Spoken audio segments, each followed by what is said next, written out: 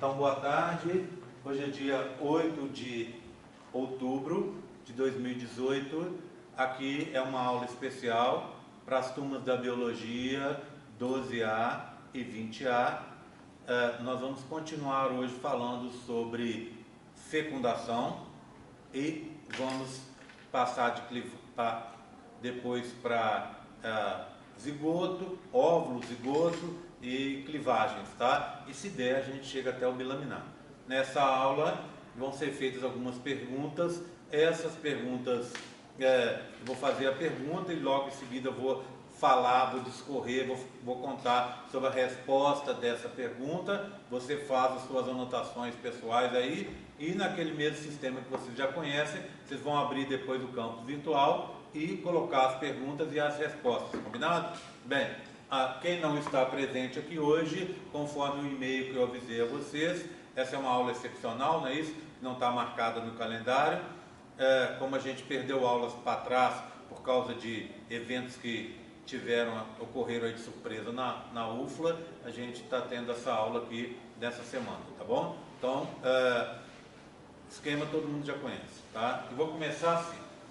A gente parou falando sobre a ligação dos espermatozoides com a zona pelúcida, não é? Essa ligação, a última coisa que eu falei sobre ela foi aquele experimento.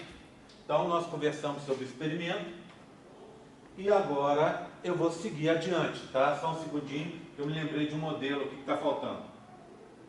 Deixa eu achar ele aqui, só um segundo. Cadê? Tá aqui. Pronto. Bem, então a história é a seguinte: o espermatozoide se ligou com ZP3, isso que a gente sabe. E em seguida vai acontecer a tal da reação acrossômica, ou seja, o conteúdo do acrossomo está aqui, ele vai ser liberado para o meio externo, abrindo um buraco na zona pelúcida. Esse espermatozoide, então, que abriu o buraco, ele vai passar pela zona pelúcida, ou pelo menos vai tentar, e vai ficar na parte de dentro da zona pelúcida, que a gente chama de espaço perivitelino.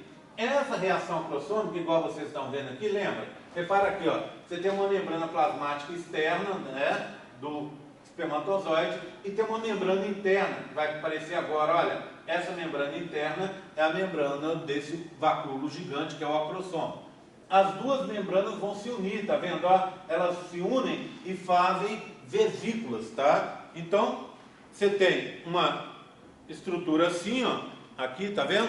Né? Você tem uma estrutura assim, com a membrana plasmática do lado de fora, a membrana do vacúolo do lado de dentro. O que a gente fez aqui? Colocou a membrana anterior, aquela mais próxima da pontinha da cabeça do espermatozoide, de lilás, e a membrana posterior, a parte de trás dela, a gente colocou de um rosa, para a gente poder distinguir. Então, o que acontece? Nesse momento aqui, olha lá, ó, as duas membranas se unem. Então, vai unir a membrana externa, que é a membrana plasmática, com essa membrana mais anterior do vacúolo, do acrossomo. Elas se unem e vão fazer vesículas, bolinhas, que estão indicadas aqui. Essas vesículas, então, vão ser perdidas, e quando você une as duas, você abre um espaço para que o conteúdo interno do acrossomo seja jogado para fora. Esse conteúdo é um coquetel de enzimas. E o que vai sobrar, então, é só a parte posterior dessa membrana que está aqui de rosa. Ok? Que vocês podiam acompanhar aqui, né? E que agora está aqui. Então, agora a cabeça do espermatozoide, vamos dizer que fica um pouquinho achatada, porque aquela pontinha ele perdeu. Tá? E aí abre-se um buraco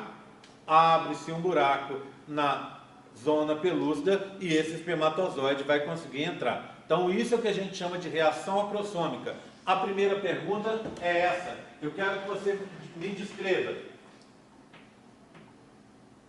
o que é reação acrossômica,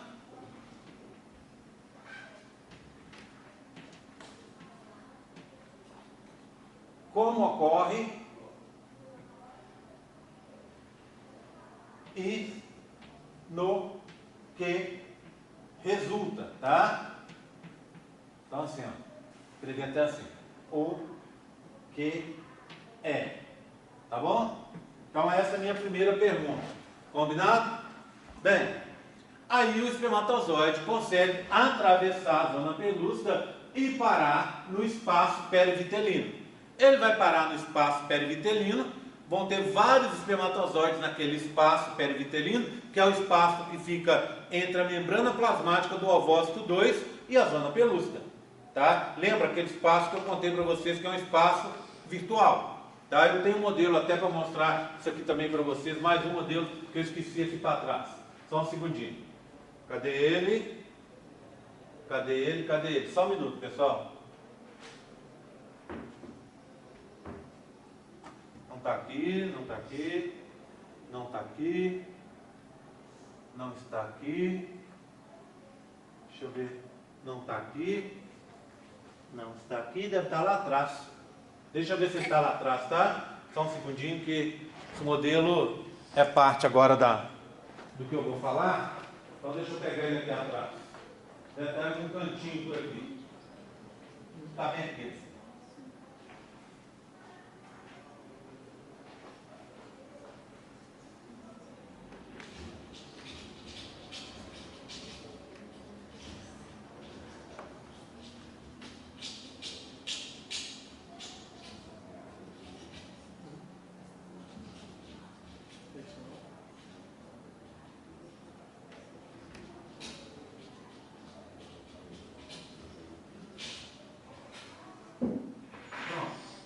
Então, o que eu achei aqui o modelo? Deixa eu mostrar para vocês. Então, esse modelo aqui é um corte dessa estrutura que o espermatozoide vai atravessar. Eu tenho ele aqui, daqui a pouco eu volto nesse slide, tá? Deixa eu mostrar aqui, ó. Essa estrutura aqui, tá vendo? É uma estrutura que representa um corte desse folículo ovocitado, que eu tenho ele aqui. Então, você vai ter o que? Olha, você vai ter uma região aqui, não é? Essa região de azul, com células espalhadas, que seria as células da corona radiata. Os espermatozoides vão bater a cauda com força, fazendo aquele movimento que eu falei para vocês de saca-rolha e atravessar aqui. Aí eles vão se ligar com a zona pelúcida. Essa aqui é uma representação da zona pelúcida. Aqui, antes você tinha a zona pelúcida, tá vendo? Mas esse espermatozoide aqui, ó, fez a reação acrossômica e furou um buraco na zona pelúcida. E vai cair nesse espaço aqui, ó, com esse azul mais claro, que é o espaço perivitelino.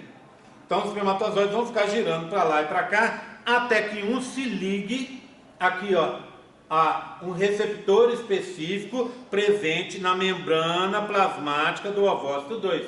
Então o laranja é a membrana plasmática do ovócito 2. E aqui os cinzas são os receptores.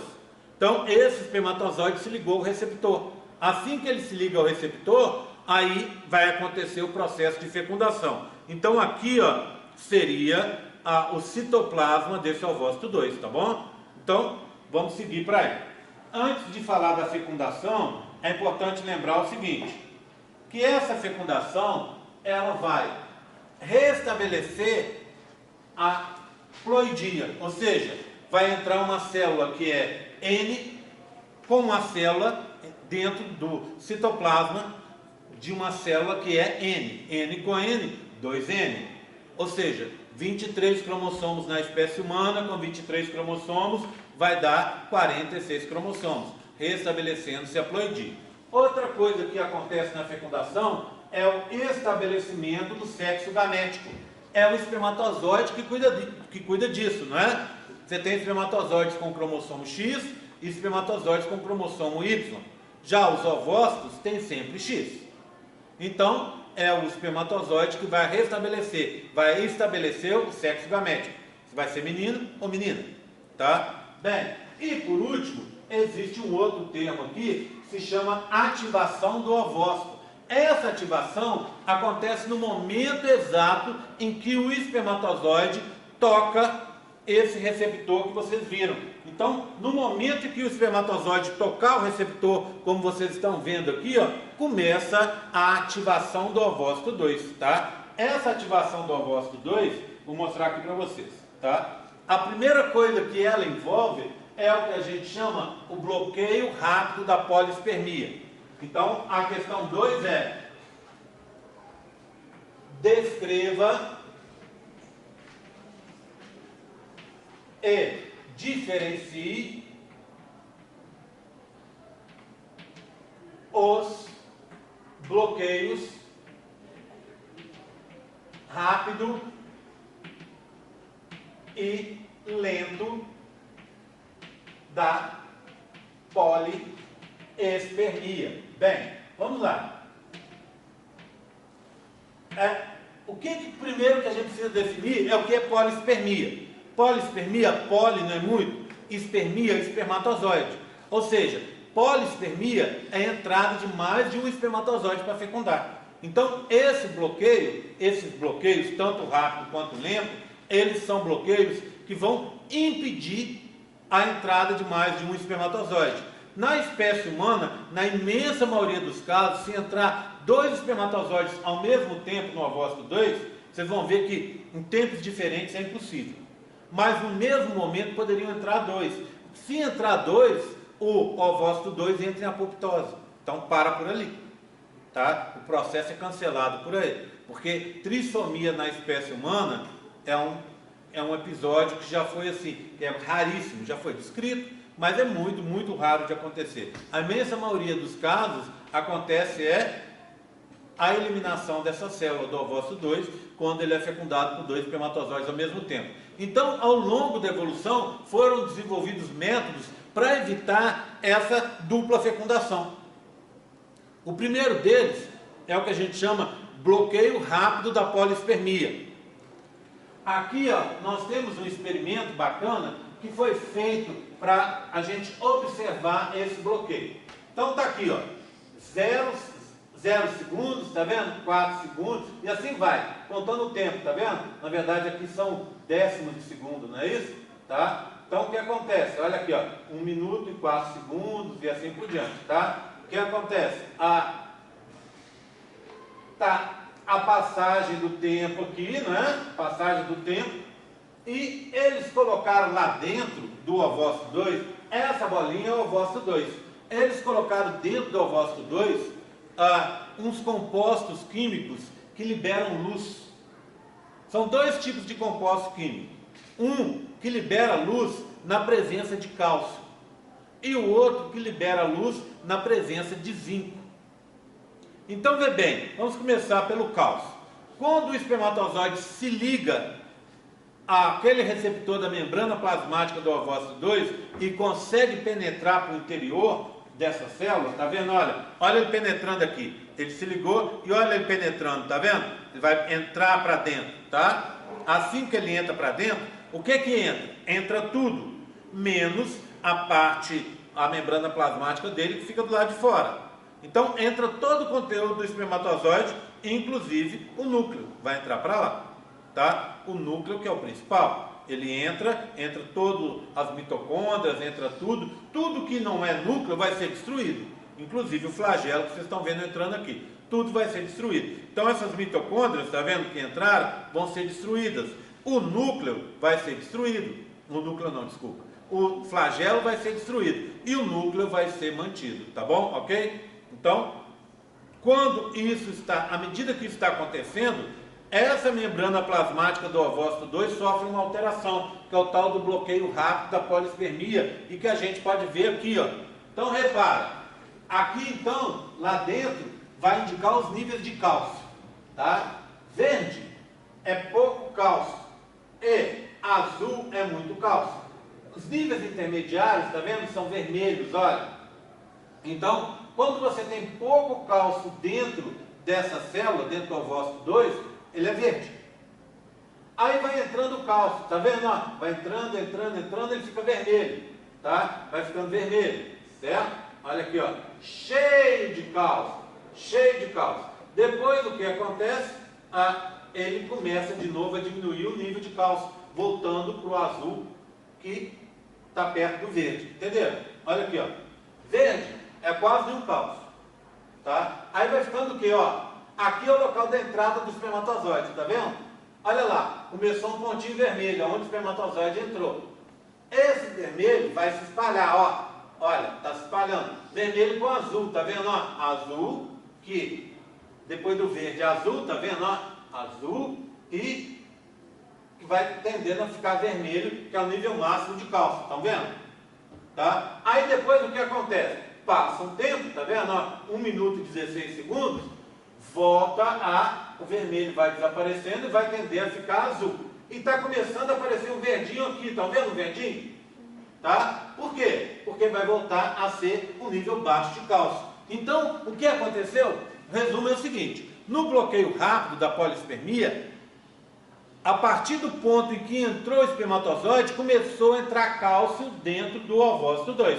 Lembra? O cálcio é um íon, é um cátion, né? E esse cátion tem carga positiva. Então, quando ele entra para dentro do ovócito 2, ele vai desbalancear as cargas. E desbalanceando essas cargas, essas moléculas aqui, que servem de ligação para o espermatozoide, elas vão ficar escondidas.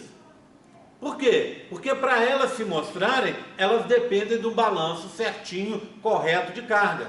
Quando foi abrindo e foi entrando, a partir do local onde entrou o espermatozoide, foi entrando o cálcio, desbalanceou essas cargas. E aí, os ligantes de espermatozoide, e vão permitir com que o espermatozoide se ligue à membrana plasmática do ovócito 2 e possa entrar, eles ficam escondidos.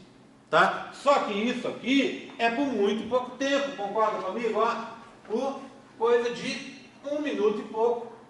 Depois o que acontece? A gente retorna ao padrão normal. Esse cálcio vai sendo jogado para fora de novo. Tá? Então, o que você fez nesse processo? Você fez o seguinte: você chegou, alterou as cargas. Alterando essas cargas, você escondeu o ligante. E escondendo o ligante, no momento da fecundação, no próximo 1 minuto após a fecundação, nenhum outro espermatozoide consegue entrar. Eu contei para vocês que são 2 alterações, né? Eu estou falando só do cálcio. Mas pelo lado de fora, olha aqui, ó. Repara aqui, ó. Você tem o quê?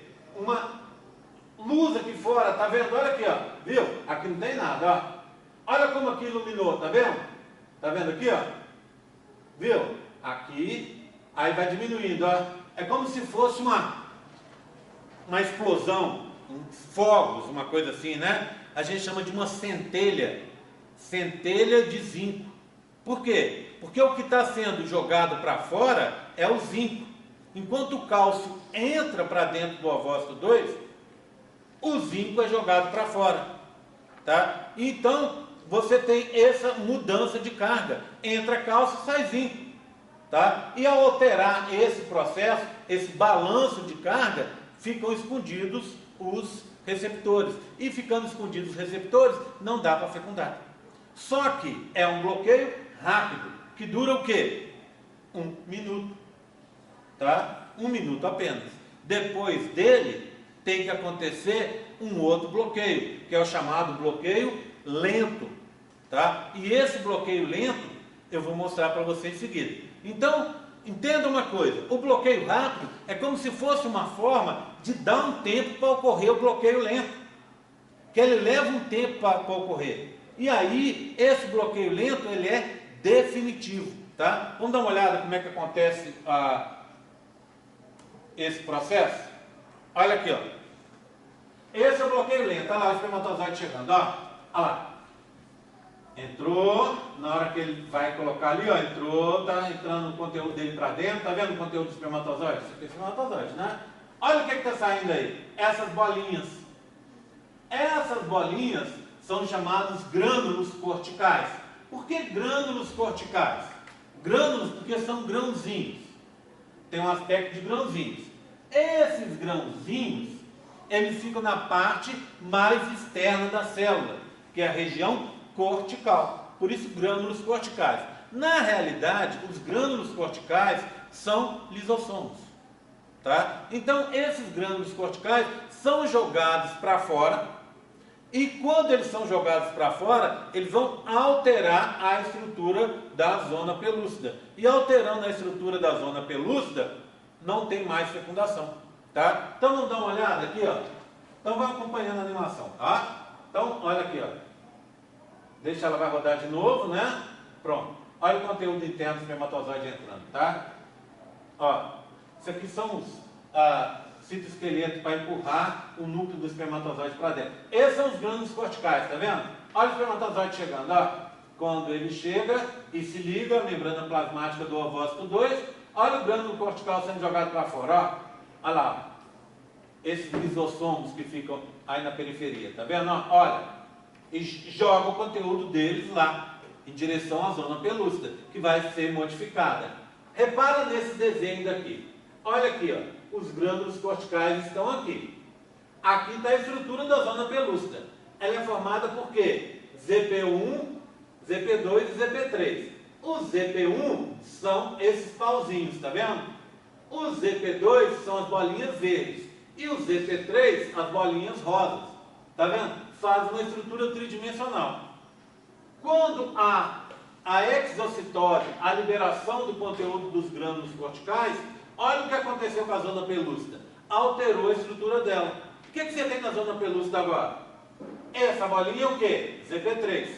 Essa outra bolinha é ZP3. E os pauzinhos são ZP1. Então, antes você tinha dímeros ZP2 e ZP3. ZP2 e ZP3. Lembra disso? ZP2 e ZP3. Unidos com ZP1. Agora você tem ZP3, ZP3, ZP3, ZP3, ZP3, unidos por ZP1. E o que acontece com o ZP2? Forma grumos. Tem um modelo para mostrar para vocês também.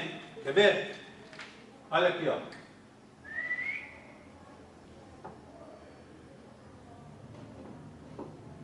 Estão vendo? Essa é a estrutura padrão da zona pelúcida, tá? Como é que você tem? Você tem o que? Olha. Dímeros. ZP3, ZP2, ZP3, ZP2, ZP3, ZP2. O espermatozoide está aqui, né? Ligado a quem? Ao vermelhinho, que é o quê? ZP3, tá bom? Faz uma malha tridimensional. Estão vendo? Uma malha tridimensional. Aí o que aconteceu? Ele furou o buraco, atravessou essa zona pelúcida, né? Teve a reação cortical, furou a zona pelúcida, entrou. Bloqueio rápido da polispermia, aquele do cálcio e do zinco. E agora o bloqueio lento, libera o conteúdo dos grânulos corticais que vão alterar essa estrutura aqui. Vai ficar assim, ó. Olha lá, ó. Olha o que aconteceu. O que é isso aqui? A nova zona pelúcida alterada. Ela é o quê? ZP3. O rosinha é qual? ZP1. Então, ó, ZP3, ZP1, ZP3, ZP1, ZP3, ZP1, tá vendo? O dímero agora é ZP3 com ZP1 e não mais ZP2 com ZP3. E o que aconteceu com ZP2? Olha, formou grumos, tá vendo? Grumos isolados. Então, essa estrutura aqui impede a ligação do espermatozoide e aí não vai ter nenhuma outra nova fecundação. É um processo definitivo. Esse processo aqui, que é o bloqueio lento da polispermia, a gente chama também de reação cortical. Por que reação cortical? Porque envolve os grânulos corticais. Tudo bem? Reação cortical. Tá? É chamado também de reação de zona. Por que reação de zona? Porque envolve alterações na zona pelúcida. Tá? Tudo bem? Então, é o bloqueio lento, que junto com o bloqueio rápido visam a impedir mais de uma fecundação. Tá? Aí pronto, fecundou, né? Vamos voltar para lá. Fecundou. Aí, o que vai acontecer? Vai acontecer, o processo de ativação vai continuar. Esse zinco, que vocês viram sendo jogado aqui fora, um pouco dele, ele é muito importante. Lá dentro, ele vai fazer o quê? Olha lá, tá vendo? A ativação do ovócito. Aumento do cálcio, concentração de cálcio intracelular e liberação do zinco extracelular, tal da centelha do zinco. Aí o que acontece? O zinco que está dentro da célula, ele vai ser quebrado, quelado, né, que a gente usa. E quando esse zinco é quebrado, ele é destruído, ele é desmontado, né, ele é eliminado, o que acontece? Há uma retomada do ciclo celular. Você se lembra que a célula estava parada em metáfase 2? Quando o zinco que está lá dentro, que sobrou, não que foi jogado para fora, o que sobrou, vai ser eliminado, vai ser quelado, quando diminui os níveis de zinco, essa célula vai terminar a meiose. Tá? Ela vai terminar a meiose. Então ela estava em metáfase 2, anáfase 2, telófase 2. Aí gera o quê? Um núcleo, não é? Um núcleo feminino. Esse núcleo feminino a gente chama de pronúcleo feminino. Deixa eu mostrar aqui para vocês, tá? Então deixa eu me ajeitar aqui e passar os modelos. Vamos fazer diferente? Eu te dou, você dá uma olhada, conferida de perto. Passa ali para a Merige, vocês olham. Chegando aí atrás, meninas, vocês passam para o Gabriel. Gabriel, você olha, passa para cá e volta para a mesa de cá, tá bom? Aí eu vou tirando os modelos dali e vou passando para cá. Aí faz um sentido, tá? Esse aqui é o modelo da reação acrossômica, tá? E esses dois são os modelos do bloqueio lento da reação de zona ou cortical, tá bom? E esse aqui é aquele primeiro que eu estava mostrando para você. Então, pode passar, tá? Bem, tranquilo por enquanto? Agora você vai ter a seguinte estrutura, vê bem. Olha aqui, ó. Uma estrutura com as células grudadas, tá vendo? Lembra que eu contei para vocês que vão sendo perdidos as células da corona radiata? Na realidade tem até mais, tá? Aqui está meio pelado. Mas você teria muitas células grudadas aqui. Essa estrutura que está aqui, ó, é a zona pelúcida. E lá dentro, que já foi alterada. Lá dentro você tem o quê? O ovócito 2, tá? Mas que agora ele vai deixar de se chamar ovócito 2, porque ele já terminou a meiose 2. Então, já aconteceu fecundação, já terminou a meiose 2, a gente deixa de chamá-lo de ovócito 2 e passa a chamar de óvulo. Óvulo, então, é o ovócito 2 depois da fecundação. O que você tem característico no óvulo? Dois núcleos, tá vendo? Ó? Um núcleo e outro núcleo, tá? Um núcleo masculino e um núcleo feminino que está aqui. E aqui está praticamente impossível de ver, mas no computador dá para ver direito, aqui é uma bola maior e uma bola menor. Essa bola menor que está aqui é o polócito 2. Lembra da história? Fecundou, forma-se o óvulo e o polócito 2. O polócito 1 já está jogado aqui fora, ó. O polócito 1 já está aqui fora. Vai ser jogado agora fora o polócito 2, tá? Vai ficar no espaço perivitelino, entre a zona pelúcida e a membrana plasmática do ovócito 2. O antigo ovócito 2, que agora é óvulo. Concordam comigo? Tá? Bem, eu tenho uns modelinhos para mostrar para vocês. Deixa eu ver só se eu me organizo aqui. Deixa eu pensar como é que está essa história. Só pensar aqui. Acho que é aqui. Só um segundinho, gente.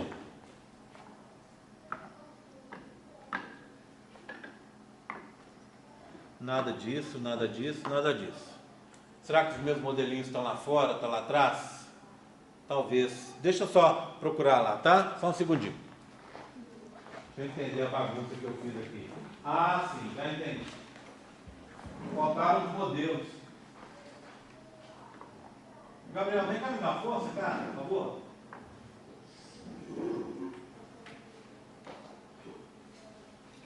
Pode pôr lá na frente, tá? Aqui, ó. Cuidado, tá? Tampa só, tá?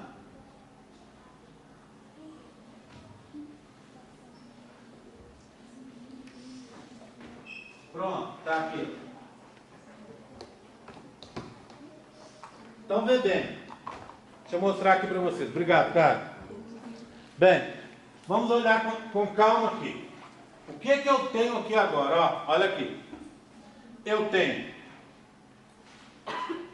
essas bolinhas com essas coisinhas azuis aqui. As coisinhas azuis, achatadinhas, né? Seriam o quê? Para representar as células da corona radiata, tá bom? E a parte vermelha que está por baixo dela seria a zona pelúcida, tá bom? Corona radiata, zona pelúcida. Eu já sei exato por onde eu tenho que pegar. Se vocês olharem, ó, olha, aqui tem muita célula da zona da corona radiata. Aqui tem um pouco menos, tá vendo? Ó? Lembra que eu contei que as células vão sendo perdidas? tá? Então essa é a segunda. Aí eu tenho o quê? Essa aqui, que tem uma quantidade menor ainda, tá vendo? E tem mais duas ali, ó. Uma que tem menos ainda, tá vendo? E outra que não tem quase nenhuma. Então eu consigo, se ninguém mudou a ordem lá de dentro, eu consigo dizer para você qual que é a primeira, qual que é a segunda, qual que é a terceira. Só para olhar por fora, tá? Então vou começar pela primeira. O que que eu tenho aqui, ó? Células da corona radiata, zona pelúcida por dentro, e lá dentro eu tenho o quê? Essa estrutura aqui, ó, duas estruturas. Essa primeira estrutura aqui, ó, em laranja, é o polócito 1, tudo bem? Polócito 1, tá? Lá, essa estrutura amarela grandona é o que? Pode ser o óvulo, o zigoto, pode ser o ovócito 2. Vamos olhar por dentro para a gente saber? Vou olhar aqui, ó. Quando eu faço assim, ó, é o que? É uma célula com um monte de grânulos corticais, são essas bolinhas que estão aqui, tá vendo? Verdinhos, mais o que? Uma figura mitótica em metáfase 2. Essa célula aqui é o gameta feminino, ou seja, é o ovócito 2. Concorda comigo? Então, esse é o ovócito 2, tá bom? Pronto. Então, é o gameta feminino antes da fecundação, tá? Ok? Pronto. Para você. Agora eu vou passar para o próximo, tá? Vou passar para o próximo. Vocês querem empurrando e botar na mesa de lá? Bota na mesa do meio aí, esse que vocês já olharam, que fica mais fácil depois, tá? Para não confundir. Agora eu vou para o próximo. Acompanha comigo. Olha aqui, ó. Eu tenho o seguinte, ó. Olha. Eu tenho aqui, ó. A corona radiata, foram perdendo as células. A zona pelúcida está aqui. Tem um detalhe. Tá vendo o espermatozoide aqui, ó? Ele começou a atravessar a zona pelúcida. Uma parte dele está aqui, e se eu olhar por dentro, a cabecinha dele atravessando essa zona pelúcida está aqui, ó. Tá vendo? E já tem lá no espaço perivitelino, que é esse espaço aqui, ó, um monte de outros espermatozoides, tá vendo? Tá? Então, já aconteceu a reação acrossômica, tá vendo? Eles já atravessaram a zona pelúcida e estão rodando no espaço perivitelino. O que que eu vejo aqui, ó? Se eu olhar aqui dentro, olha aqui, ó. De novo, eu tenho uma célula grande, amarela, e o polócito 1, tá bom? Vamos olhar lá por dentro? Olha aqui, ó. Ah, tem um outro detalhe. Eu pedi para fazer um espermatozoide aberto. Se vocês olharem, ele está rasgado aqui, ó. Para quê? Para indicar que o conteúdo interno dele já foi injetado lá dentro, tá? Então aqui é só a membrana plasmática de um espermatozoide, tá? E aí, o conteúdo interno dele está lá dentro, ó. Olha aqui, ó. Viram? O núcleo, aqui a região onde estariam as mitocôndrias e aqui o flagelo. O resto dele, a membrana plasmática, está aqui, ó, do lado de fora, não entra. O que que eu tenho ainda? Uma célula em metáfase 2, estão vendo? Uma célula em metáfase 2, tá? E o que que está faltando aqui? Tinha na outra que não tem aqui. O que que está faltando? Os grânulos corticais. Por quê? Porque aqui já aconteceu o bloqueio lento da polispermia. Ou seja, já aconteceu aquela alteração na zona pelúcida depois da fecundação. Tá bom, ok? Então, mais um para vocês. Tá bom? Segurou? Aí. Bem, agora vou seguir para o próximo. Olha no próximo. Bem, olhando aqui, eu te digo que é esse aqui, ó. Por quê? Porque eu tenho menos, eu tenho desses três aqui, é o que tem um pouco mais de células da corona radiata. Então, provavelmente esse de cá. Vamos olhar o que aconteceu nele, ó. Olha, células da corona radiata, zona pelúcida, abrir.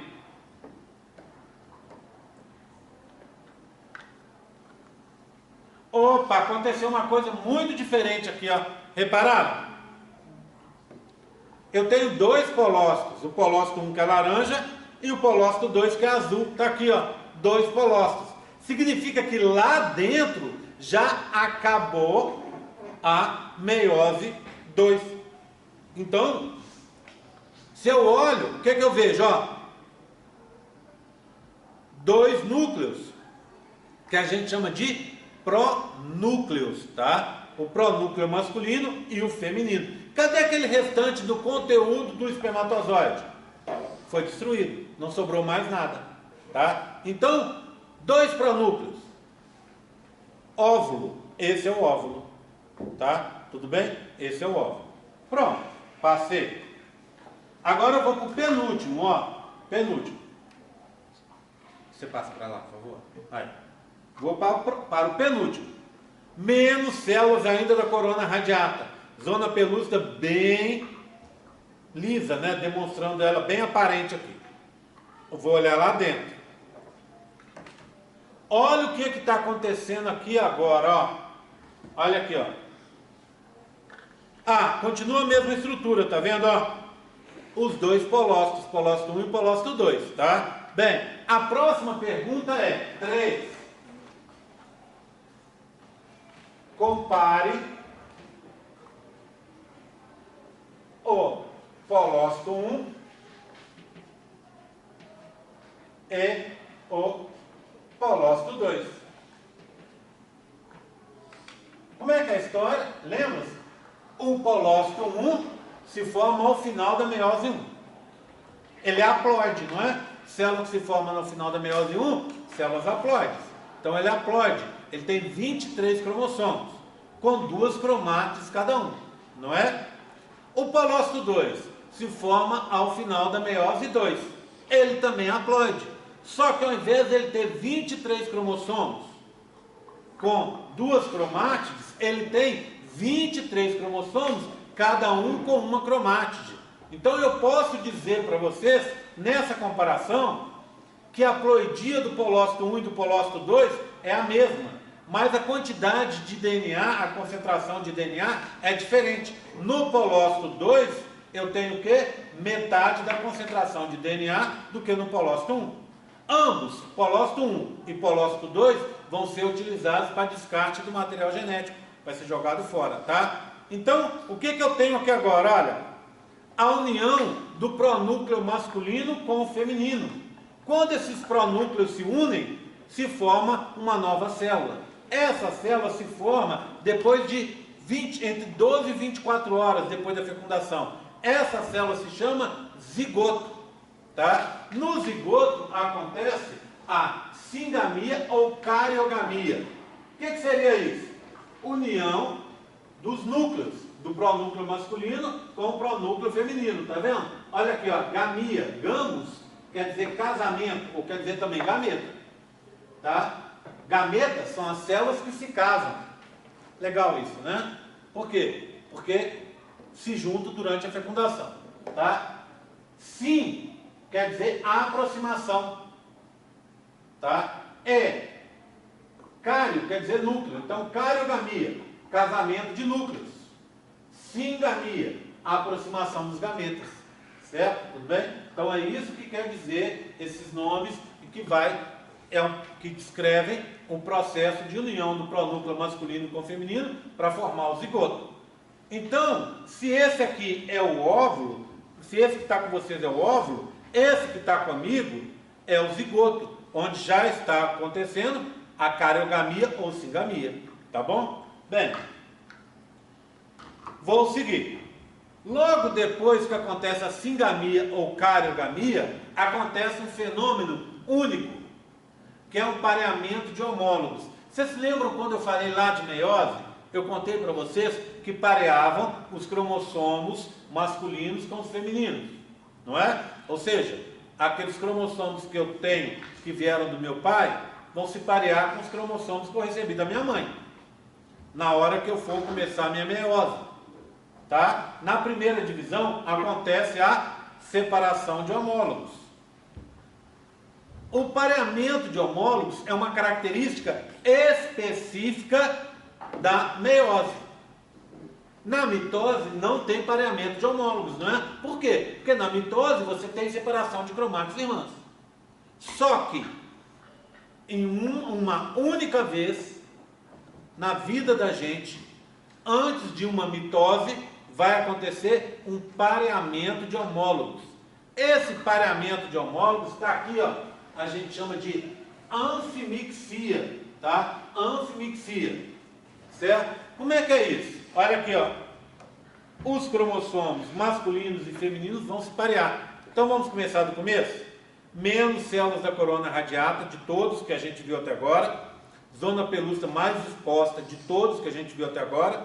Lá dentro, no espaço perivitelino, os dois polócitos. Polócito 1 e polócito 1 laranja, polócito 2 azul. O que é que eu tenho lá dentro? Ó, olha aqui, ó. Já aconteceu a cariogamia ou singamia. E os cromossomos estão pareados. Lembra que aí, nesse modelo que está passando aí com vocês, eu tinha um conjunto que era lilás e um conjunto que era branco? Agora, olha, os lilazes estão se pareando com os brancos. Para que acontece isso? Esse processo é a anfimixia que eu contei para vocês. Por que você pareia os cromossomos homólogos nesse momento? Para ver se tem algum defeito. Se tiver algum defeito, o pareamento vai dar errado. Por exemplo, você tem um cromossomo a mais, o pareamento dá errado. Você tem um cromossomo faltando uma parte, o pareamento dá errado, tá? Aquela tal da deleção, lembra disso? Você tem um cromossomo com a parte a mais, ou com uma parte trocada, tá? Então tudo isso pode levar ao que a gente chama de apoptose, ou seja, a célula, ela vai verificar, essa célula é o zigoto, ela vai verificar se tem algum defeito. Se tiver algum defeito, ela liquida o processo aí, ela se mata, ela entra em apoptose. É claro, gente, é claro que isso não é para 100% dos casos, tá bom? Em alguns dos casos, acontece de seguir para frente. E aí da síndrome genética, por exemplo, o que eu contei para vocês na aula passada, que foi a síndrome de Down, lembra disso? Tá? Então, alguns casos, a maioria dos casos, aparentemente, a gente liquida aqui. A maioria dos defeitos liquida aqui, com a célula morrendo. Mas alguns casos conseguem passar, e aí segue para frente, tá? Pode gerar um bebê com uma síndrome genética. Tudo bem? Tranquilo? Tá? Ok? Bem, aí eu tenho um resumo aqui. Olha lá, ó. O ovócito foi ativado, aumentou o cálcio, né? Lembra? Aí veio o quê? O bloqueio rápido da polispermia aqui em cima e depois a reação cortical, o bloqueio lento, tá? Terminou a meiose, formou o polócito 2, tá? Aí formou o pronúcleo feminino e aí você teve a fusão dos pronúcleos, da singamia e depois a anfimixia que eu acabei de descrever, tá? Bem, então quando o espermatozoide entra, ele ativa, olha ele atravessando aqui, ó. Atravessando, olha lá, quer ver? Atravessando a zona pelúcida, a corona radiata, atravessando a zona pelúcida e formando os dois. Aqui, ó, olha os grânulos corticais aqui, tá vendo? Olha lá, ele ligou, olha os grânulos saindo, viu? Pronto, alterou a estrutura da zona pelúcida, tá vendo? Tá? Bem, então, esse processo leva à formação do zigoto. Além de formar o zigoto, a fecundação, ela vai permitir com que a gente passe para a etapa seguinte, que é a tal da clivagem, que eu vou falar em seguida. Antes de falar disso, eu só preciso fechar a história da fecundação que eu falei até agora. Fecundação é uma união de seleção, lembra? Você tem uma seleção nos gametas femininos. Por quê? Lembra lá que quando a menina estava no útero materno, no 5º mês, ela teve 7 milhões de ovócitos parados em dictiótomo e que eles foram morrendo e chegou a 300 mil? Então você selecionou os melhores, tudo bem? Nós meninos também selecionamos os melhores. E espermatozoides que são produzidos com defeito não conseguem fecundar. Então fecundação é seleção, tá? Mas também é o acaso. A gente não pode pensar na fecundação como um processo que gera só 50 espermatozoides bons. Claro que não. A gente tem milhares, centenas de milhares, milhões de espermatozoides bons. Qualquer um desses bons espermatozoides conseguiria fecundar. Só que aí a gente está envolvido o tal do acaso. É o espermatozoide que deu mais sorte e que vai conseguir fecundar. Tudo bem, tranquilo? Tá? Então, fecundação, tá? Onde isso tudo está acontecendo? A fecundação acontece aqui na região da ampola. E quando acontece, aqui, né, desculpa, na região da ampola, um pouquinho mais para cima talvez. Quando acontece essa fecundação, você forma o óvulo, forma o zigoto. Fecundou, começa a contar o tempo. Já viu você chegar, a grávida chegar lá e alguém perguntar para a grávida, com quantas semanas você está? A grávida vai falar, eu estou com 17 semanas. O que quer dizer 17 semanas? Da fecundação para cá, foram 17 semanas. Então, quando fecundou, começa a contar o tempo, tá? Só um parênteses aqui. A contagem do tempo é diferente para nós que estudamos embriologia e para o médico. O médico vai contar o tempo com base na última menstruação. Se a gente está pensando que para um ciclo médio de 28 dias, a fecundação acontece no 14º, 15º dia, ou seja, na metade do ciclo, antes dessa metade, você teve 2 semanas. Então, você teve 2 semanas antes. Como o médico começou a contar lá naquela menstruação última que veio e que depois se formou, passou pela fase proliferativa, você ficou fértil e foi fecundada, então ele começa a contar 2 semanas antes. Por isso, para não dar problema, o que o médico faz? Põe 2 semanas a mais no período de gravidez. Já viram, você olha no livro, está falando assim, a gravidez humana é de 38 semanas. Aí você olha lá, num outro livro, o cara vira e fala assim, a gravidez humana é de 40 semanas. Você vai pensar, são 28 ou são 40? São 38 ou 40? Na verdade é a mesma coisa. Se você for pensar em termos médicos, já que você começou a contar 2 semanas antes, você tem que acrescentar 2 semanas. Então seria de 40 semanas. Se você for contar exatamente no dia em que teve a fecundação, então são 38 semanas, tá? Em média, 38 semanas e meia. Bem, então olha lá, ó. Zigoto, que é uma célula que já foi ativada. O que vai acontecer então? Imediatamente ele vai entrar na fase de clivagem.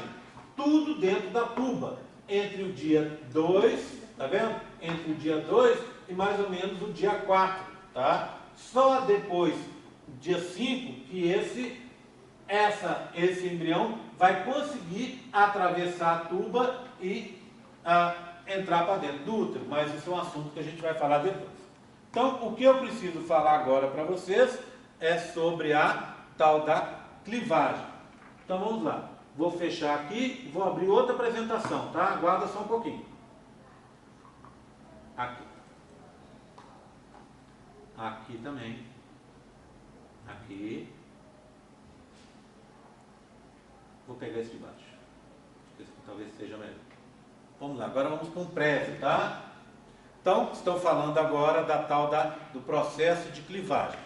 O que a gente parou agora, o que a gente acabou de falar, foi do embrião depois da fecundação, não é? Esse embrião, depois da fecundação, ele está na fase primeiro de óvulo e depois de zigoto, tá? Então, o que seria clivagem? Clivagem é um processo de divisões rápidas que acontecem no embrião.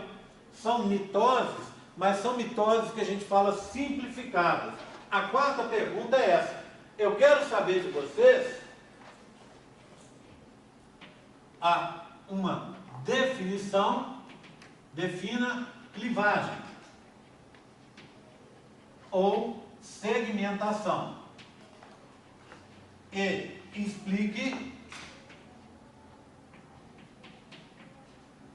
por que elas são consideradas mitoses simplificadas. Bem, vamos lá. Mitose é uma divisão celular, não é? O que acontece na mitose ou na meiose? das divisões que acontecem na espécie humana. O que acontece nelas? Lembra da aula de mitose e meiose que eu contei para vocês? Comecei falando de mitose, depois falei de meiose. A nossa intenção era meiose, mas eu tinha que falar da divisão simplificada que é a mitose, tá? A divisão um pouco mais simples que é a mitose. Bem, independente se é meiose ou mitose, a célula pode estar em dois períodos na vida dela, não é? Lembra disso? Ou ela está na intérfase, ou ela está na cariocinese e citocinese. A cariocinese, se a gente está falando de mitose, é prófase, prometáfase, metáfase, anáfase e telófase.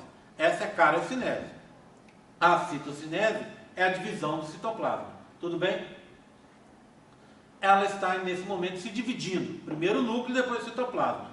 Tá? E o que acontece na intérfase?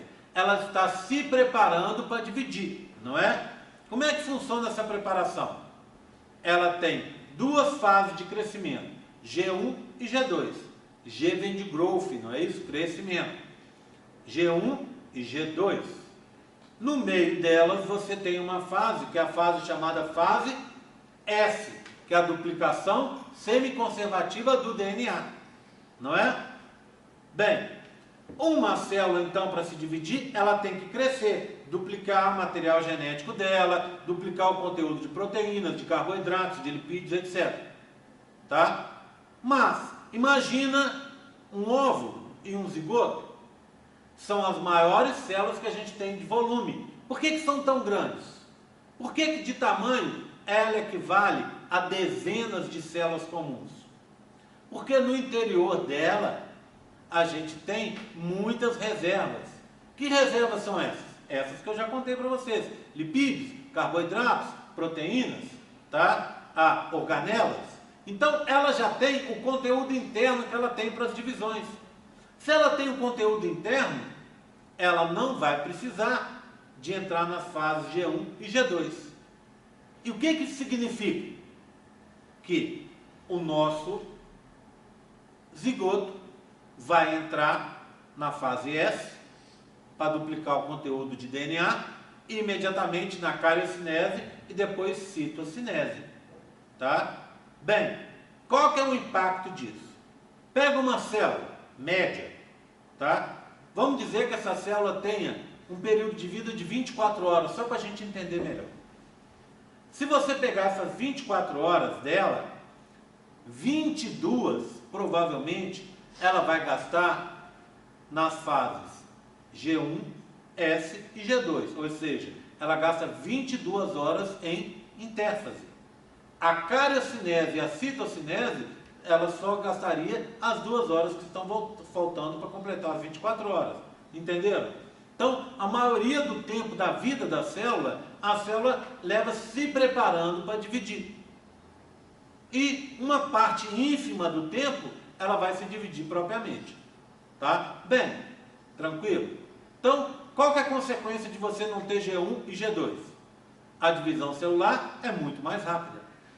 Tá? Por isso o nome, clivagem ou segmentação. Se eu falar assim para vocês, pessoal, cliva esse pão aí em dois para mim. O que eu estou querendo dizer? Parte o pão em dois. Concorda? Segmenta esse seu discurso para mim. Ou seja, divide o discurso. Concorda comigo? Então, clivagem ou segmentação é simplesmente partir algo. Tá? Então é isso que a nossa célula vai fazer agora. O nosso zigoto, ele vai se partir muito rapidamente. Tá? Por quê? Porque ele já tem as reservas. A única coisa que ele vai fazer é separar metade das reservas para uma célula, metade das reservas para outra célula e boa, dividiu. Tá? Aí depois faz de novo e vai fazendo e vai fazendo. Então, por isso que a clivagem ou segmentação são consideradas mitoses simplificadas, porque não tem as fases G1 e G2. E por isso a divisão celular é muito mais rápida. Ok? Tudo bem? Tá? Então, está respondida a pergunta. O que eu tenho aqui para mostrar para vocês é o seguinte. Quando a gente pensa em clivagem ou segmentação, a gente vai dividir as células de qualquer organismo em dois grupos, tá? Há aqueles que têm clivagem total ou completa, que é chamada holoblástica, e aqueles que têm a clivagem incompleta, que é a chamada clivagem meroblástica, tá? Bem, o que acontece na clivagem holoblástica? Repara aqui, ó. Esse é o zigoto. Olha o que aconteceu. Na clivagem holoblástica, ele é partido inteiramente, tá vendo? Gerando duas células. Como é que eu chamo essas células? Essas células, eu vou chamá-las de blastômero, tá? Então, a célula que vem da clivagem do zigoto, ela se chama blastômero. E antes do zigoto você tinha o óvulo, não é isso? Tá? Ok? E antes do óvulo ocorreu a fecundação. Tá? Bem, então o zigoto gera dois blastômeros, olha ali. Tá? Só que isso não é sempre assim. Repara nesse outro caso aqui, ó. Olha aqui, ó. Olha o que aconteceu aqui. Vou pegar esse de baixo, que está até mais claro que o de cima. Esse aqui é o zigoto. Olha o que aconteceu aqui, ó. Olha. Teve uma clivagem, mas só nesse pedaço. Aqui embaixo ficou a maioria das reservas nutritivas. Nesse caso aqui, essas reservas nutritivas a gente chama de vitelo. O que é o vitelo? É um tipo especial de gordura que é utilizado para reserva nutritiva na fase embrionária.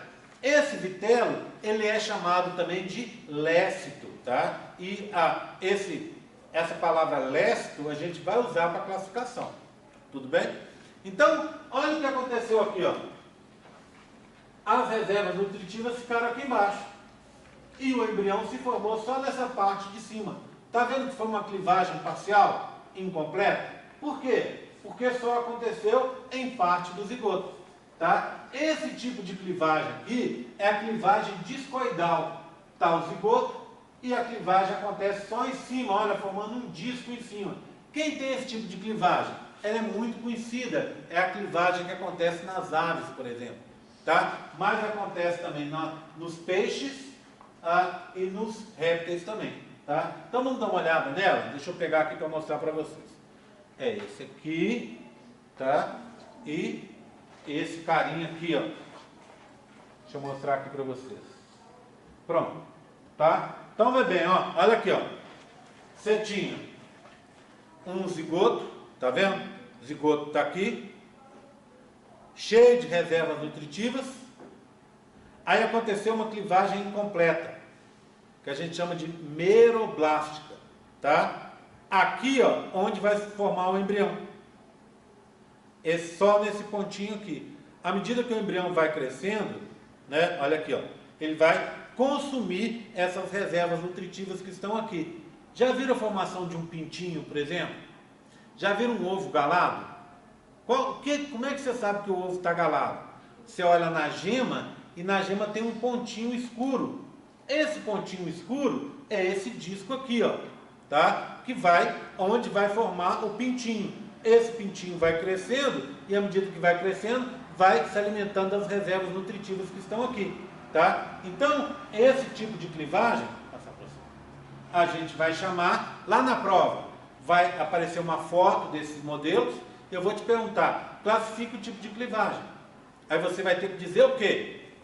Você vai dizer na prova, presta atenção, cuidado.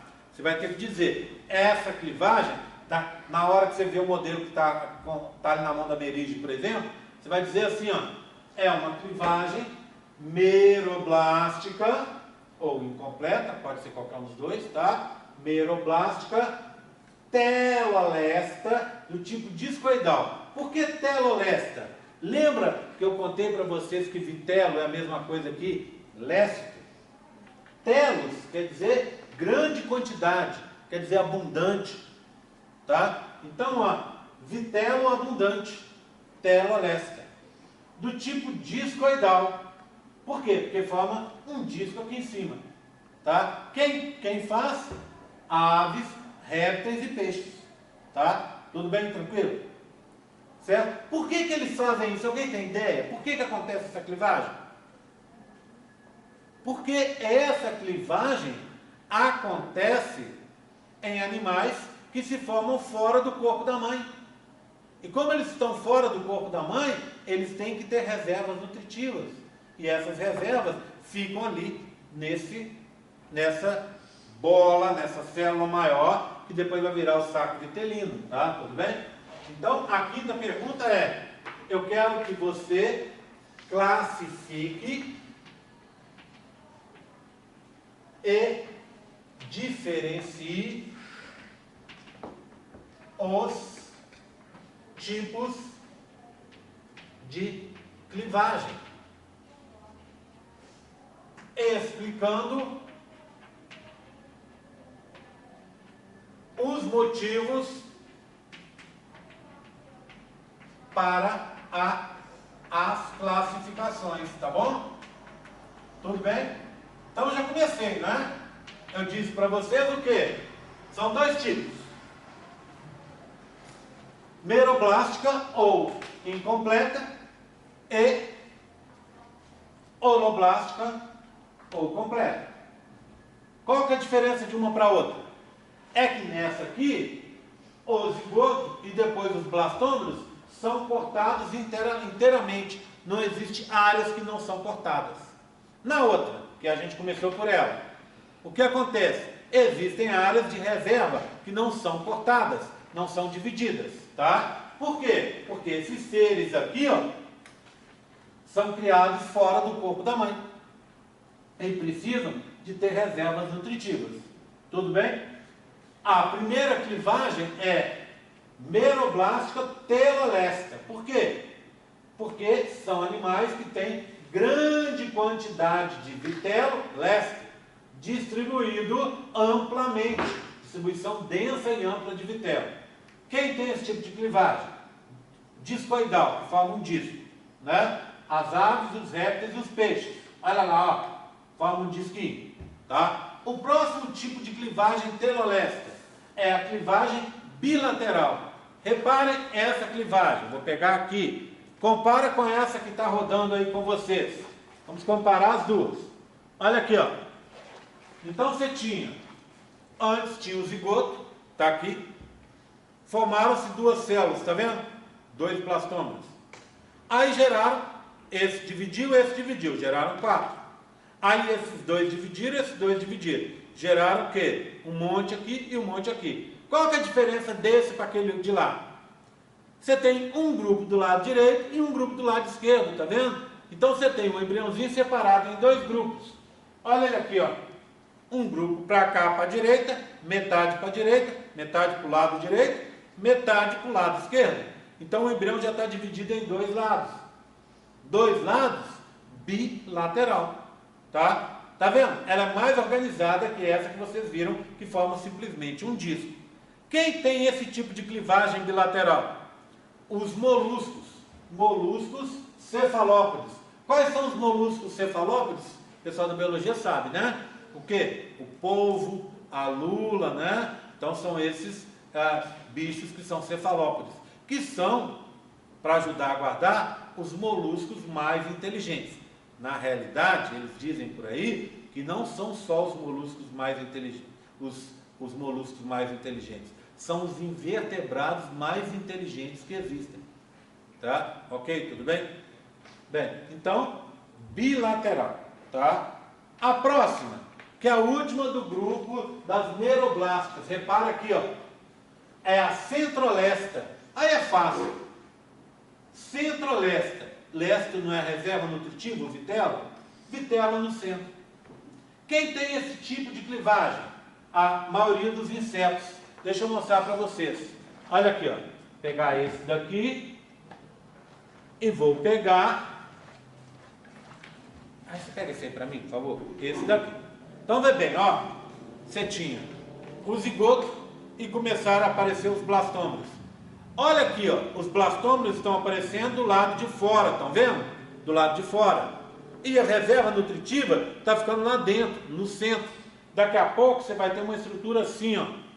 Os blastômeros lá do lado de fora e a reserva nutritiva lá dentro. É como se os blastômeros fossem a casca da banana e lá dentro a reserva nutritiva fosse a parte comestível da banana, o fruto propriamente dito. Então os insetos fazem assim, eles fazem essa capinha, por isso a classificação é, olha lá, ó, clivagem meroblástica. Por que meroblástica? Porque não dividiu, tem área que não é dividida, tá? Centrolesta. Por que centrolesta? Porque a área que não é dividida, o vitelo, acumula-se no centro. Do tipo superficial. Por quê? Porque os blastômeros estão na superfície. Tá? Tudo bem? Então é essa clivagem. Então na hora da prova, presta atenção. Vai cair na sua prova. Tá? Então, não é um detalhe que eu estou perdendo meu tempo aqui. Eu vou cobrar, vai ter essas fotos e você vai ter que dizer que modelo que é esse. Que tipo de clivagem é essa? E óbvio, como eu estou cobrando aqui, você vai ter que conseguir explicar também por que essa classificação. Tá combinado? Presta atenção nisso. Assistam o vídeo de novo. Revejam isso aqui para não passar aperto na hora da prova. Pronto. Aqui mais um. Tá? Então nós acabamos com as meroblásticas. Por falar em prova, vou aproveitar o vídeo para mais uma vez dar o aviso que eu já dei para vocês pelo campus virtual. Primeira pergunta. Todo mundo está recebendo o campus virtual em casa, as minhas mensagens? Tem que receber. Se não receber, você fica fora do mundo. Você não está vendo o que está rolando. Eu sei que vocês estão recebendo porque vocês estão aqui hoje, não é isso? Ou então, estão aqui porque receberam, ou porque aí são totalmente, ou porque está totalmente alienado e nem sabe que hoje, pelo plano de curso, a gente não teria aula. Tá bom? Então, tem que receber os avisos do campus virtual. Tá? Chega no seu e-mail. Bem, o que eu disse lá? Eu mandei duas mensagens. Primeira delas, sobre as aulas, a aula de hoje, dessa semana. E a outra mensagem, na outra mensagem, falei sobre a prova. Prova de recuperação, semana que vem, não é isso? A gente vai ter uma atividade na segunda noite, naquela sala lá provavelmente na sala onde a gente tem faz a prova, tá? A atividade vai ser lá, certo? Bem, é uma atividade de revisão, vou dar uma revisão especial para quem está de recuperação, tá? Tudo bem? Vai substituir os antigos questionários, então não tem mais fazer questionário, tem ir lá no dia da revisão, tá bom? Aí o que acontece? Quem for no dia da revisão e fizer os esboços, a data limite para a entrega dos esboços é na terça-feira da semana que vem.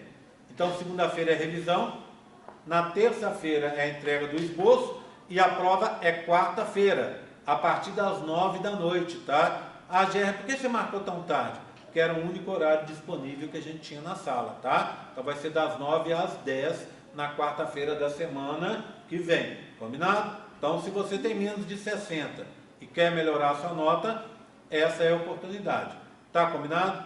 Estamos entendidos? Tá? Por favor, avisem lá nos grupos de WhatsApp da sua turma sobre essas datas, tá bom? Para a gente não ter problema. Gabriel? E se a nota não foi menor É prova substitutiva, meu caso. Então, isso aí é um risco que você tem que correr. Eu tenho certeza que se você vier na data da revisão, daquela atividade de revisão que eu estou criando, se você fizer os esboços dos modelos, você vai tirar uma nota bem maior do que você tirou, tá? Mas é claro que a pessoa que está desinteressada, não estuda e tal, ela sempre corre o risco de tirar uma nota pior. Então não é simplesmente aparecer e vou na cara e coragem fazer. Você tem que botar a bunda na cadeira e estudar, tá? E aí consegue-se nota boa. E aí a nota que você conseguir é a nota que vale para mim. Se você conseguir, Gabriel, 100, a sua nota é 100. Vou ficar amarradão, felizão, te dar 100. Se você conseguir 0, a sua nota é 0. Tudo bem? Então assim, vou ficar muito triste, mas é a nota que você vai ter. Porque ela é substitutiva. A prova de quarta é substitutiva. Combinado? Bem, então o outro tipo de clivagem é a clivagem que a gente chama de clivagem completa. Por quê? Não fica nenhuma área sem ser dividida, tá vendo?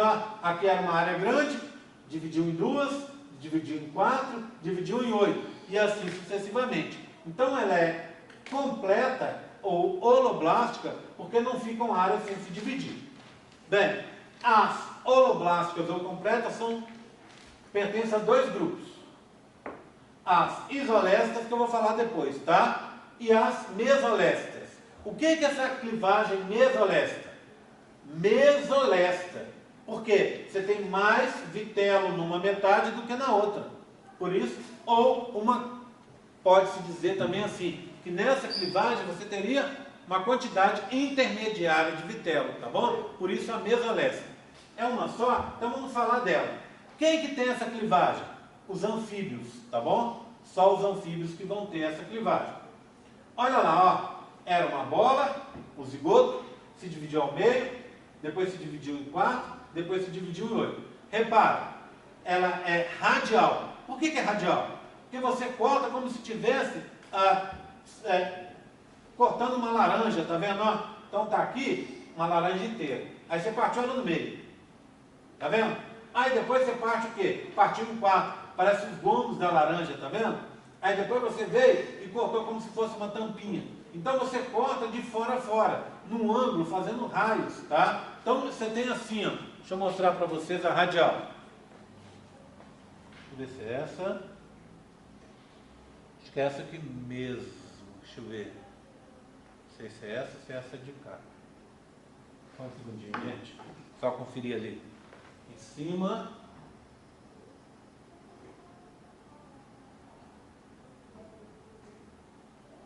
Não, essa daqui de baixo. Ó. Esta aqui. Deixa eu ver. Não, não é essa não. Só um segundo que eu vou achar. Pronto, tá? Então vê bem, ó. Olha aqui, ó. Olha lá. Você tem uma bola, que é o zigoto, partiu em 2, partiu em 4, tá? E aí, daqui a pouco, você vai ter uma estrutura assim, ó. Olha aqui, ó. Aí você parte aqui, ó. Tirou uma fatia. Então você tem, olha, 4 células grandes embaixo e 4 células menores em cima. A gente chama isso, o pessoal da biologia já deve ter ouvido falar bem disso, é o que a gente chama micrômeros e macrômeros. Células grandes, micrômeros, e células pequenas, micrômeros, células grandes, macrômeros. A gente chama isso aqui também de polo animal e aqui de baixo de polo vegetativo. No polo animal, nessas 4 pequenas, é que vai se formar o embrião. Aqui vai se formar outras estruturas que não vão fazer parte do corpo do embrião. Tá? Então, polo animal, polo vegetativo, micrômeros e macrômeros, tá? Tudo bem?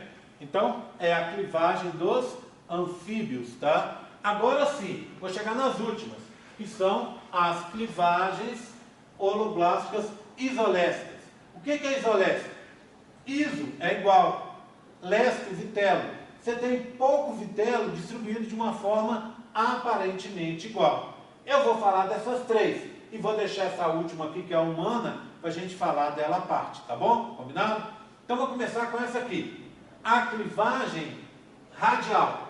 Olha, presta atenção, cuidado. Eu tenho 2 radiais, tá vendo? 2 isolestas. Uma isolesta radial e uma mesolesta radial. Cuidado com isso, que eu exploro bastante na prova, tá? Principalmente esses nomes comuns.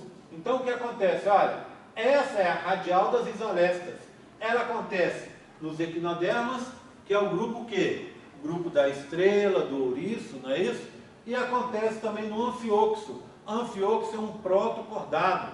É um dos primeiros animais que tem uma presença de uma coluna vertebral. É um animalzinho marinho que é muito utilizado em pesquisas.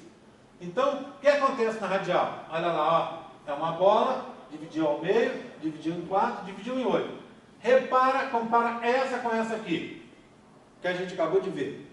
A mesolesta radial, você tem 4 células grandes embaixo e 4 células pequenas em cima.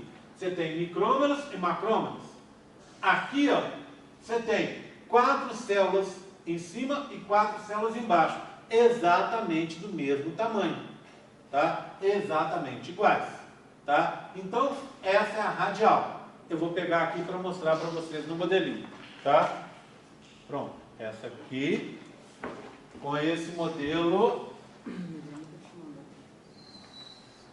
tá ali. O modelo tá ali. Bem, então como é que funciona nela? Olha lá, ó, olha. Você começa com o zigoto, divide em 2, divide em 4, depois em 8. Tá vendo? Tá?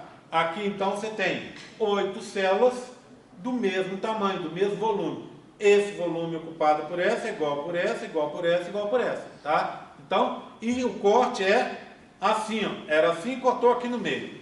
Depois cortou de novo no meio, de fora a fora. Depois partiu aqui no meio, fazendo sempre um raio, tá vendo? De fora a fora. Então, radial das holoblásticas isolésticas, tá bom? Bem, a próxima são as espirais. Deixa eu pegar uma espiral aqui para mostrar para vocês.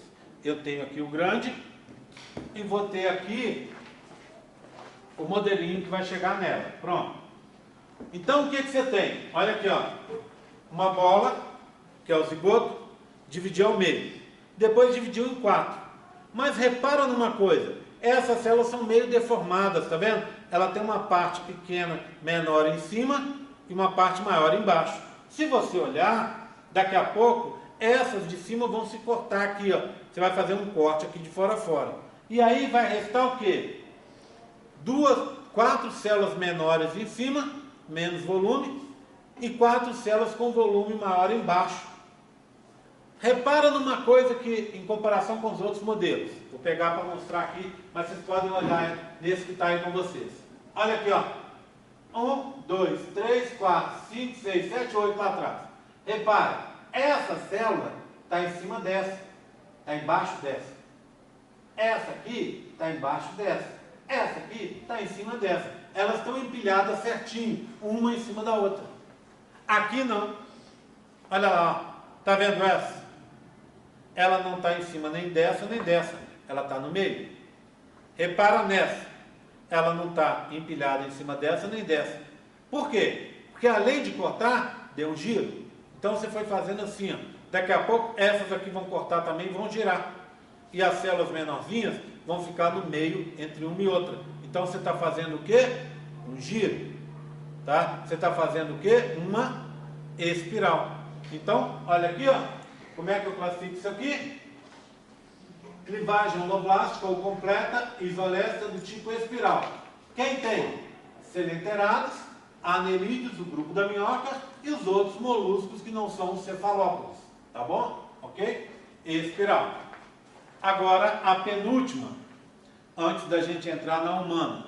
Vê bem, é a bilateral. Cuidado, cuidado de novo. Eu tenho 2 radiais, tá vendo? Acabei de falar. E tem 2 bilaterais também. Lembra da outra bilateral? Era essa aqui, ó. A bilateral, aquela que eu mostrei para vocês, né? Logo depois que eu mostrei o discoidal dos cefalópodes. E eu tenho a bilateral das holoblásticas. Então eu tenho uma bilateral nas meroblásticas e uma nas holoblásticas. E tem uma radial na holoblástica isolesta e uma radial na holoblástica mesolesta. Cuidado, tá? Para não fazer confusão na hora da prova. Bem, o que você tem nessa bilateral?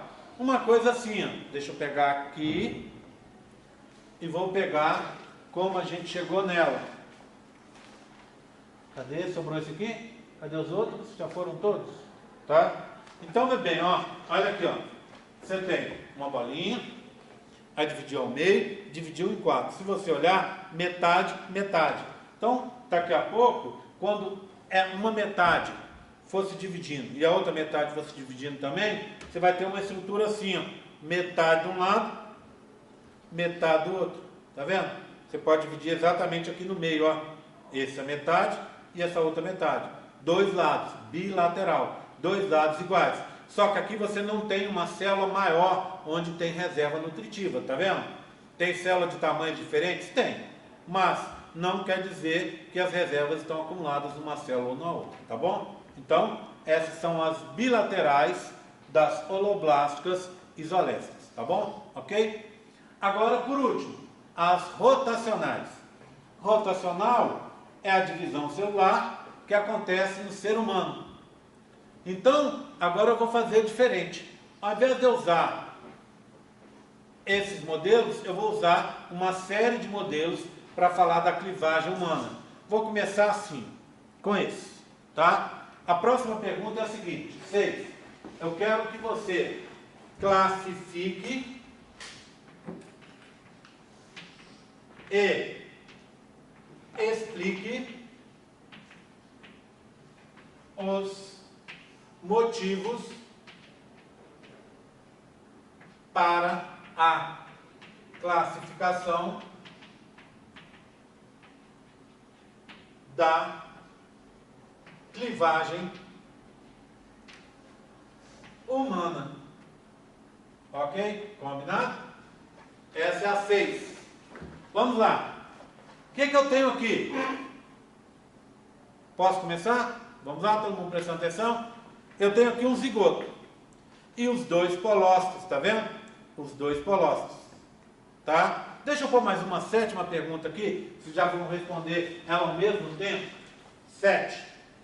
Eu quero que você comente sobre os papéis desempenhados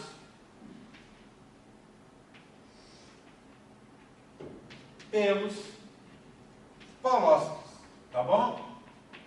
Ou seja, para que servem os polócitos? É isso que eu quero, tá? Uma coisa a gente já sabe. Para que serve o polócito? Descarte de material genético que está sobrando na meiose, não é? Não foi isso que a gente aprendeu? Já falei milhares de vezes. Mas o polócito tem uma outra função. Por que ele chama polócito? Porque é uma célula que fica no polo norte da célula. Imagina isso aqui como globo terrestre. O polo norte está aqui, ó. Os polócitos ficam no polo. E eles marcam, eles demarcam, eles indicam o local do início da clivagem. Tá vendo, ó? A clivagem começa no meio entre os dois polócitos. Tá vendo? Então, aqui está um zigoto e a clivagem está começando entre os dois polócitos. Tá bom? Então, esses são os dois papéis do polócito que era a resposta da 7. Agora eu volto para 6. Tudo bem? Agora vê bem. Aconteceu a primeira clivagem, tá vendo? Ó, entre os dois polócitos e ela está pontilhada de preto. Essa clivagem, a primeira clivagem, ela serve para definir o eixo. O que é definir o eixo? É que a partir dessa clivagem, a gente vai observar as clivagens que vão acontecer do lado direito, lado de cá, e as clivagens que vão acontecer do lado esquerdo, lado de cá.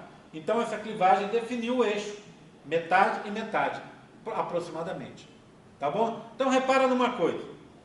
Primeira classificação da clivagem humana. Olha aqui, ó. Quando você faz a clivagem, não é esse não, esse aqui primeiro, ó. Quando você faz essa clivagem, então vocês estão com o primeiro, esse aqui é o segundo. O que acontece? Formaram-se dois blastômeros, não é? Tudo bem? Um grande e um pequeno, tá vendo? Com um volume maior do que o outro. Então, a clivagem humana, olha a classificação. Ela é chamada de desigual, quase igual ou subigual. Por que ela é chamada de subigual? Porque gera blastômeros de volume diferente. Pode chamar de desigual ou também de quase igual, tá? Então, a primeira coisa, a clivagem humana, ela é desigual, subigual ou quase igual. Por quê? Porque gera blastômeros de volume diferente. Tudo bem? Tranquilo? Próximo. Agora sim, posso voltar para aquele modelo. Olha aqui, ó. A segunda clivagem, então aquela primeira que vocês viram foi para estabelecer o eixo, né? Agora, ela está aqui, ó, indicada no pontilhado preto.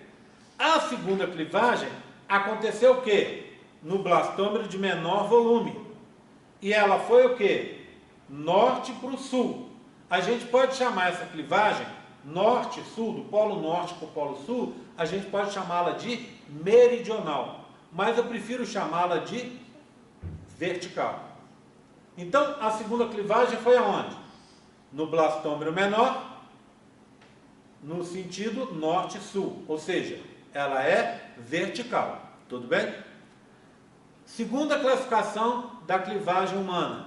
Ela é assincrônica. Por que ela é assincrônica? Porque ela não acontece em todos os blastômeros ao mesmo tempo, tá vendo? Aqui clivou. Concorda comigo? Era um só, como vocês estão vendo aí, gerou 2. Aqui leva mais tempo para ocorrer. Por quê? Porque aqui tem mais reservas nutritivas. Por falar em reserva nutritiva, deixa eu contar uma coisa. A clivagem humana tem reserva nutritiva? Tem. Mas a reserva nutritiva que está no homem, ela não é vitelo. O que você tem na clivagem, então? O que você tem de reserva? Carboidratos, lipídios, proteínas, aminoácidos, organelas, tudo. Mas não na forma de vitelo. Entenderam? Tá? Bem, se você olhar, continuando meu parênteses, em alguns livros antigos, ou até em livros modernos que não se atualizaram, eles vão dizer, vocês viram a classificação aqui, ó? Que a clivagem humana é holoblástica, sim. Então nós estamos falando de classificação da clivagem humana. Ela é holoblástica porque os zigotos e os blastômeros são divididos totalmente. Não fica uma área sem se dividir. Ali está falando que ela é isolesta. Ela tem pouco vitelo igualmente distribuído. Alguns autores mais modernos dizem que está errado, que ela não é isolesta, ela é alécita. Alécito quer dizer sem vitelo. Tá? Se você for olhar alguns livros, ela é isolesta. Se você for olhar em coisas mais modernas, ela é alécita. Então a classificação é assim, ó. Ela é, vamos anotar? Ela é holoblástica, ela é isolécita ou alécita, tá bom?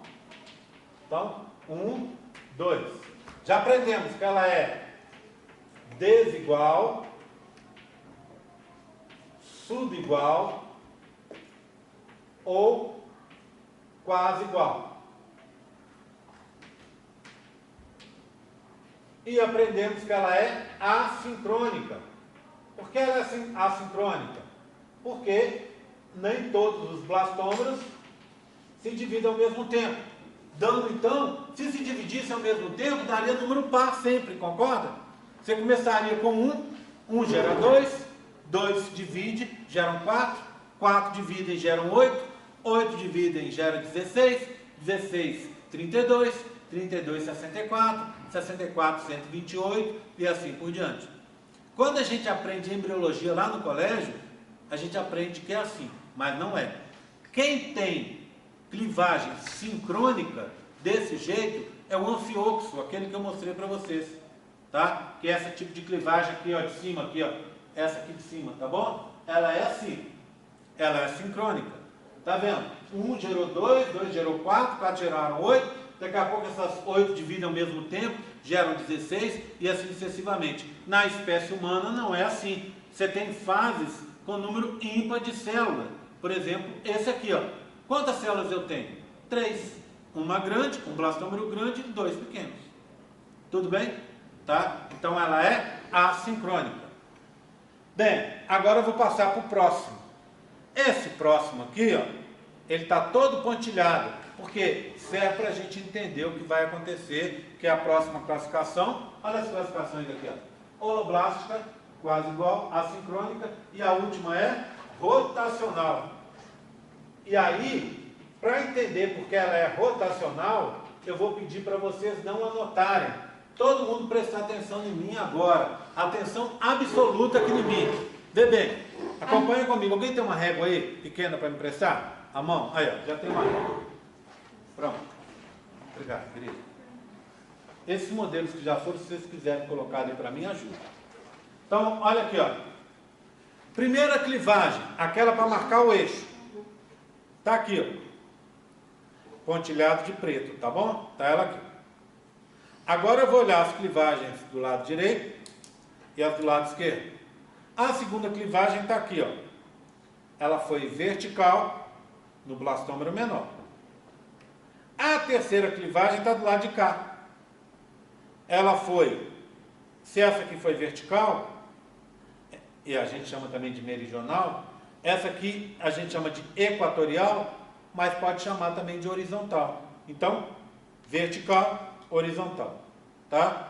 A terceira clivagem foi no blastômero maior e foi horizontal. Tudo bem? Agora, 1, 2, 3. A próxima clivagem. Lembra que era para estabelecer o eixo?